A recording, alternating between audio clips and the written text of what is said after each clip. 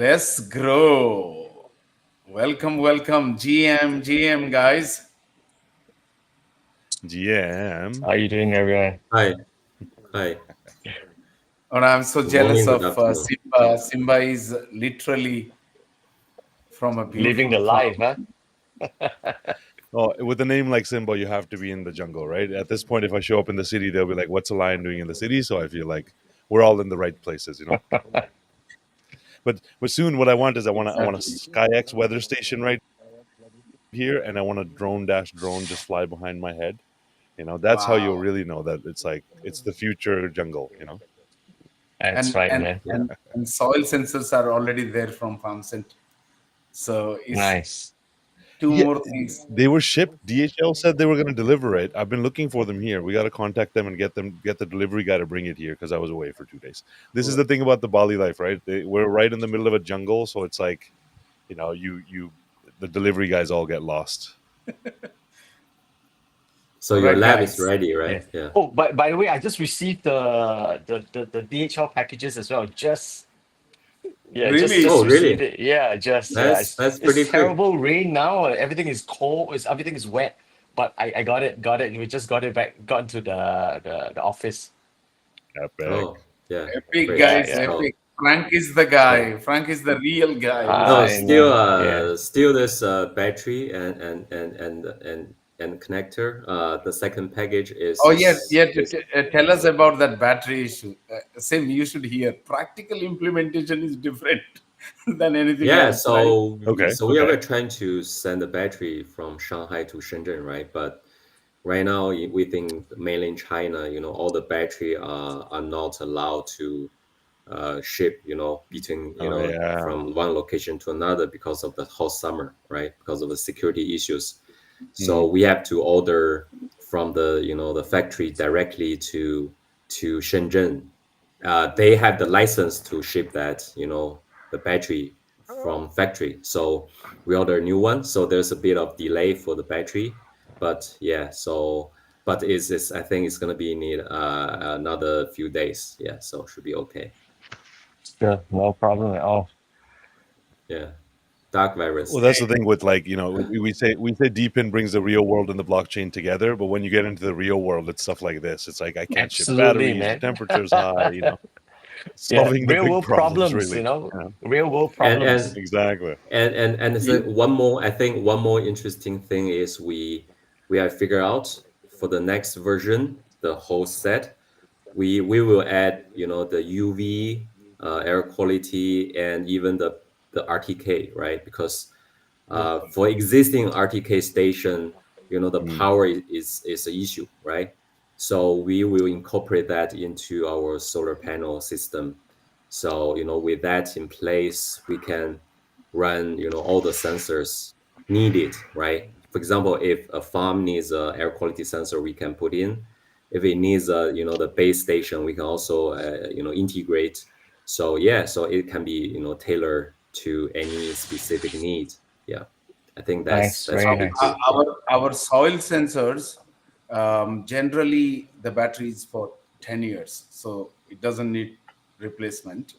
But if we are going with a frequency of 1 hour to collect the soil data, that might just go for 5 6 years, which is still good enough. Yeah, yeah. Right. Okay. Yeah. All right. I don't think we need to collect Welcome, the dark soil virus. data every hour. Yeah. Soil data you need every hour, no, not too frequently, right? Yeah. Not too frequently. Yeah. Yeah. Yeah. But Yeah. why I have kept that, just in case tomorrow we require soil wetness, right? So we don't have to Mm, worry about the frequency. We can get it directly. that's true. We're just Yep. adding a module. I was speaking to the sensor guys yesterday. Had a long conversation about gateway and stuff. So they will be requiring a lot of like mapping and everything. But before we move, first let the audience know what are we talking about. What are So we talking about, yo? What are we right, talking about, bro?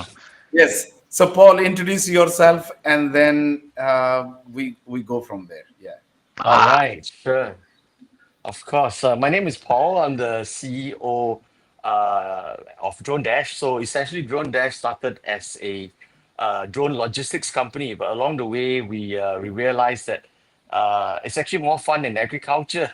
So that's where we started doing a lot of work in agriculture, and we identified some problems. We realized that agriculture in Asia, particularly, they are very manpower dependent still today. So very labor intensive. So labor costs going up, manpower shortages, people don't want to work in the farms anymore. So they have a real problem.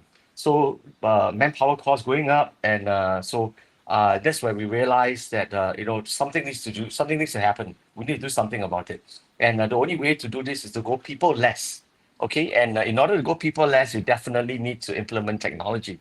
Yeah, so this is why all of us are here today. So we have all come together, I think, form a very nice consortium, and we're going into agriculture in a big way. In Asia, starting in Malaysia, Indonesia, Thailand, and thereafter many different places. I think one of the unique things about what we're doing today is that uh, the farmers don't have to worry about implementation costs, right? Am I right, guys? So they Yeah, they yeah. they just they don't have to they really don't have to worry about implementation costs, because if you talk to a lot of them, they're always very cost conscious. They'll say, "Hey guys, wow, it's going to cost us a lot of money to implement the infrastructure, and we're not sure whether we want to go ahead to do it." But this is where we come in. We say, "Hey guys, don't worry, we'll take care of it. We'll You pay for subscription. We will put in the infrastructure. The team in Web3 will come in to fund it, implement the infrastructure, and the farmers actually pay for subscription." Yeah, so that's why we're here today to share about the whole thing. Thank you. Simba, you have been involved with farmers like in massive way, and you are living in a farm. Right. So Yes, sir. when Paul talks about that farmers can't afford sensor cost or tech implementation cost upfront, how do you think tokenization is going to help them? Simba. I love that introduction, bro. Plus, from Dark Virus in the dark, that's we're really living up to our names. Simba in the jungle, Dark Virus in the dark. Um, it's very interesting to be having these conversations with farmers, right? If I was to go to this village and tell them you're going to have drones that are going to help you reduce the amount of pesticides that you're spraying, they would just laugh at me, right? If I would have told them you're going to have weather sensors and environment sensors that are somehow magically going to show up in a way that some community somewhere is going to fund it, to them they would just be like, it just doesn't make sense in the old world, right? Because some company would have to come along, would have to take all of the capital expenditure upfront and buy this hardware, get the licensing, get the rights to do it in the country. It's just a very complicated process. Whereas in this new Absolutely. world, we are monetarily incentivizing entities to fund these things. We are incentivizing the farmers by showing them the kind of savings that they're going to have, and for the subscription cost to them is like, compared to how much they're going to save, is negligible. So to them, being able to access all of this high tech, and of course, then the amount of time, energy, effort, and expertise that the geniuses at Drondash and legends like Paul put into it, all of that brought together means that now the farmer gets to choose to use this technology in their field rather than some company bringing it and implementing it. So finally, they're able to actually access parts of this future tech world which they would have never been able to access. And to me, I'm like, in the end, if you're telling me that we're going to be able to know how much pesticide or fertilizer needs to be sprayed on a plant, and we can optimize that and reduce the amount that goes into the soil, that in and of itself just singularly is worth all the time and effort that we put into it. So it's like magic to them. It's magic. On the flip side, a lot of people think farmers are these like Luddites, and they are. Many of them, technology, they look at their phone and they're like, I don't know what you're talking about, right? But the moment you tell them that there's this benefit you can have, you can save on this, or you can get these tokens, or you can do whatever, they are actually the most engaged people out there. Because to them, having a 5%, 10% reduction in their costs is life changing. But for them to know that their kids can help them with some technology, and then the kids get interested in farming, they're jumping for joy to do these things. But that's a long-winded answer. I don't know if I can Simba, answer the question. no, I have to interrupt. So, I mean, so obviously the new world is coming, bro. The new world is coming. Nobody wants to work anymore. Farming is really hard work. That is sun up, sun down, sometimes working in the dark, 14, 16 hours a day. These people don't want to do this anymore. These people don't want to, Mhm. especially in America anyway. I mean, they don't want to do shit. They just want to, get meme coins, $1 million or blah, blah, blah.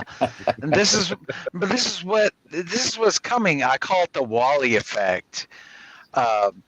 AI is going to come into play. All these jobs, like Walmart, and they started this years ago. They started implementing these little robots and stuff.